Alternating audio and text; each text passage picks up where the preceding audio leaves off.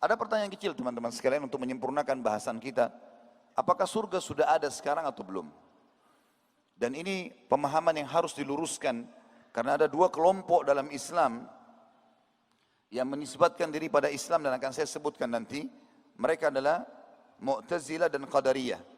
Dua kelompok ini yang mengatakan surga tidak ada atau belum ada sekarang. Dan kita harus tahu pemahaman ahli sunnah wal jamaah jelas sekali kalau surga sudah ada. Bahkan sebagian besar ulama ahli sunnah wal jamaah sepakat mengatakan setelah pena diciptakan oleh Allah dalam hadis Bukhari yang pertama dan mencatat semua takdir, maka Allah yang maha pemurah menciptakan para malaikat, memimpin para malaikat lalu menciptakan surga dan neraka. Di antaranya perintah Allah yang maha pemurah dan maha pengasih kepada Jibril alaihissalam untuk melihat surga setelah diciptakan. Lalu kata Nabi SAW, Allah pun menyuruh Jibril, pergilah ke surga, lihatlah apa yang sudah aku janjikan untuk hamba-hambaku di sana. Maka Jibril, malaikat yang tidak membutuhkan atau tidak memiliki hawa nafsu, Allah SWT sudah berikan luar biasa fasilitas kepadanya. Dia masih kembali dari surga mengatakan, ya Allah, tidak ada orang yang dengar saja surga, kecuali mereka akan berlumba-lumba untuk mengejarnya. Lalu Allah Subhanahu wa taala mengatakan kepada Jibril, pergilah ke neraka. Saya sudah ciptakan tempat siksaan untuk hamba-hambaku yang membangkang. Jibril alaihissalam pergi ke sana, lalu kemudian dia kembali mengatakan, ya Allah, tidak ada seorang hambamu pun yang mendengar neraka saja, kecuali pasti dia akan menjauhkan diri darinya. Lalu Allah Azza wa Jal, Allah yang maha tinggi dan maha mulia, menghiasi surga dengan hal-hal yang tidak disukai, larangan-larangan, perintah-perintah, dan menghiasi neraka dengan hal-hal yang disukai oleh manusia, hawa nafsu dan seterusnya. Maka kemudian Allah menyuruh lagi Jibril AS untuk datang. Coba lihat nih. Setelah dia pergi ke surga, dia kembali, dia mengatakan, ya Allah, tidak ada seorang hamba pun yang saya anggap atau saya pikir akan bisa masuk dalam surgamu, karena luar biasa godaannya. Dan tidak ada seorang pun yang bisa selamat dari nerakamu, karena luar biasa godaan juga yang ada padanya. Dalil ini sangat jelas membuktikan surga sudah ada, bahkan sebelum penciptaan bumi. Dalil yang lain teman-teman sekalian adalah janji Allah yang maha tinggi dan maha pemurah, sebagaimana sudah kita bacakan tadi dalam surah At-Taubah 111. Allah enggak mungkin menjanjikan sesuatu pada hambanya yang belum ada, tapi Allah selalu menjanjikan sesuatu yang sudah ada. A'udzu billahi minasyaitonir rajim. Innallaha ishtara minal mu'minina anfusahum wa amwalahum bi anna lahumul jannah. Allah membeli dari orang-orang beriman jiwa mereka dan harta mereka agar mereka masuk ke dalam surga. Juga kabar gembira dari Allah Subhanahu wa taala kepada orang beriman dalam surah Al-Baqarah ayat 25. A'udzu billahi minasyaitonir rajim. وَبَشِّرِ الَّذِينَ آمَنُوا وَعَمِلُوا الصَّالِحَاتِ أَنَّ لَهُمْ جَنَّاتٍ تَجْرِي مِنْ تَحْتِهَا الْأَنْهَارُ. Al-ayah. Sampaikan berita gembira hai Muhammad kepada orang-orang beriman.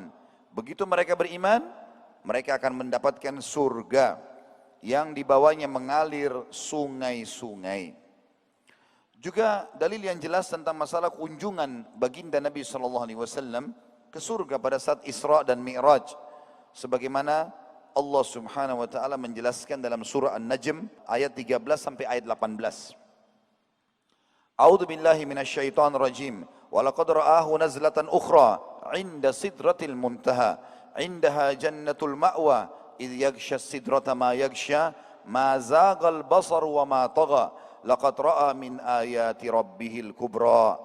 Dan sungguh Muhammad telah melihat dalam rupa yang asli Jibril pada waktu yang lain, yaitu di Sidratil Muntaha.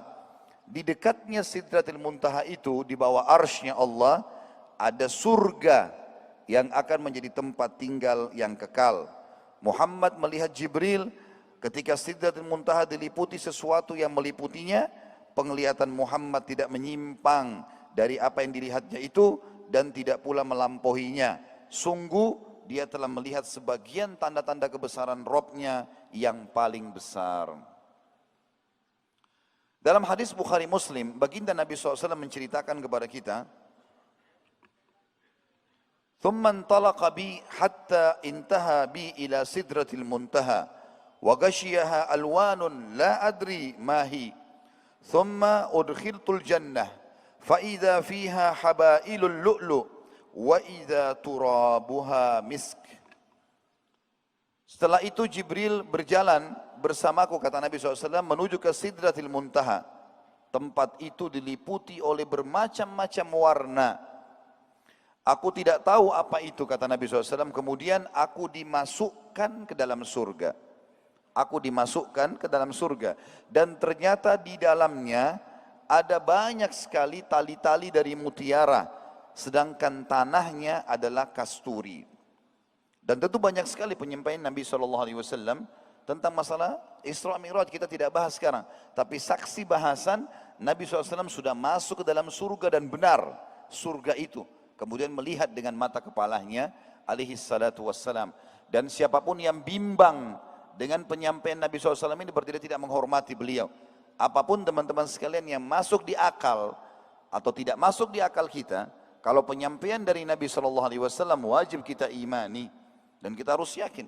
Kita akan lihat nanti bagaimana penyampaian Nabi SAW yang sangat jelas tentang masalah rincian tanahnya, buah-buahannya, pakaiannya, pelayan-pelayannya. Bahkan ada interaksi antara kita sekarang dengan surga. Sebagaimana akan kita jelaskan nanti. Juga teman-teman sekalian, bukti yang lain, dalil yang lain bahwasanya surga sudah ada, adalah penempatan Adam alaihissalam di surga. Dan pemahaman ahli sunnah wal jamaah, yang benar adalah surga yang ditempati Adam adalah surga yang akan kita tinggali nanti. Bukan surga yang dibuat, bukan sebuah taman yang cuma ada di bumi. Ini sudah disepakati oleh ahli sunnah wal jamaah. Dan saya sudah bilang tadi, ada dua kelompok Qadariyah.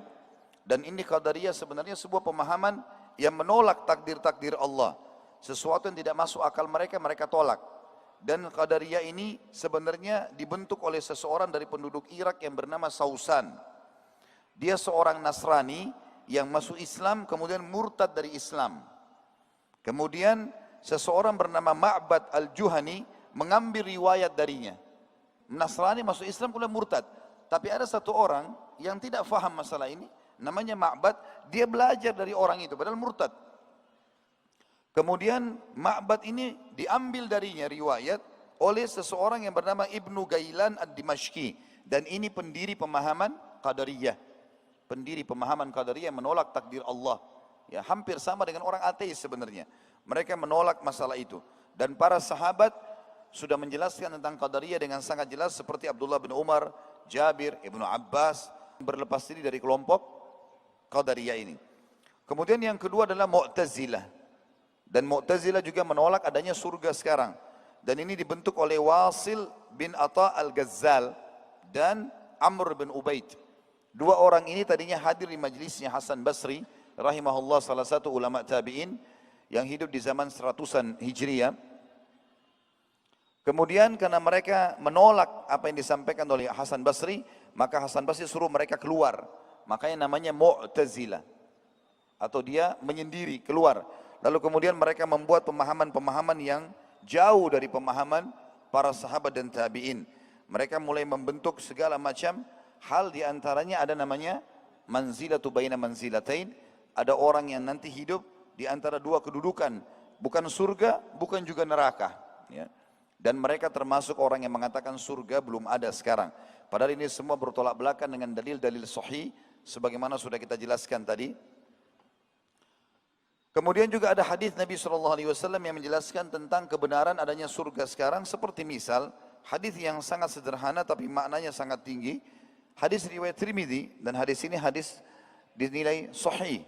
Kata baginda Nabi SAW, "Man qala subhanallahil azim wa bihamdi, gurisat lahu nakhlatun fil jannah." Siapa yang mengucapkan di dunia satu kali saja, subhanallahil azim wa bihamdi, maha suci Allah yang maha agung dan segala puji baginya, maka pada saat itu juga ditanamkan baginya pohon kurma di surga. Jadi maknanya ada waktu sekarang, di saat ini pun, detik ini pun teman-teman sekalian mengucapkan kalimat ini, subhanallahil azim wa bihamdi, ini sudah cukup untuk mendapatkan satu pohon. Kita baca 100 ya 100 pohon. Dan itu baru ditanamkan pada saat kita mengucapkannya. Menandakan surga ada. Dan juga sabda Nabi SAW yang masyhur dalam hadis Tirmidzi yang juga disahihkan oleh beliau, annal jannata tayyibatut turbah azbatul ma' wa annaha qi'an wa anna girasaha subhanallah walhamdulillah wa la ilaha illallah wallahu akbar. Surga itu tanahnya selalu bersih, airnya segar, serta buminya rata, maksudnya tanahnya adalah rata dan halus. Dan sesungguhnya tanaman-tanamannya terbuat dari ucapan subhanallah, maha suci Allah, walhamdulillah, segala puji bagi Allah, wala ilaha illallah, dan tidak ada Tuhan yang berhak disembah kecuali Allah, wallahu akbar, dan Allah maha besar. Juga hadis yang masyhur dan hadis sahih. Hadis ini diriwayatkan oleh Imam Muslim. Kata Nabi SAW, man bana masjidan lillahi ta'ala, banallahu lahu baitan fil jannah. Barang siapa yang membangun masjid di muka bumi untuk Allah, di saat dia membangunnya, maka Allah akan membangunkan baginya rumah di surga. Jadi pada saat itu dia akan mendapatkan istana yang dibuat untuknya karena dia membangun istana atau masjid di bumi. Dan ini tentu ada hadis yang lain yang menyampaikan berita gembira kepada kita. Sabda Nabi SAW, siapapun membangun rumah Allah di muka bumi, masjid, walaupun sebesar sarang burung, maka dia akan mendapatkan istana di surga. Hadis Nabi SAW yang lain, hadis sahih riwayat Tirmidzi, man sallat natai asyrata rak'atan fi yawmin wa laylah, buniya lahu bihinna baitun fil jannah. Barang siapa yang mengerjakan 12 rakaat sehari semalam, sunnah rawatib, 2 rakaat antara azan dan iqamah subuh, 4 rakaat sebelum duhur, 2 rakaat sudah duhur, 2 rakaat sudah maghrib, 2 rakaat sudah isya, dikenal dengan sunnah rawatib. Tentu ada sunnah-sunnah yang lain, tapi ini namanya sunnah rawatib. Siapa yang mengerjakan itu, maka dengan itu akan dibangunkan baginya sebuah rumah atau istana di surga. Dan ulama mengatakan, makna yang paling dekat dengan rahmat Allah adalah setiap hari dia genapkan 12 rakaat itu, dapat satu istana di surga. Sebagaimana hadis-hadis yang masyhur tentang masalah solat berjamaah di masjid juga. Dalam hadis sahih riwayat Ahmad, kata Nabi SAW, siapa yang pergi ke masjid, dia akan dapat satu istana di surga. Dan siapa yang kembali dari masjid, maka dia juga akan mendapatkan istana di surga.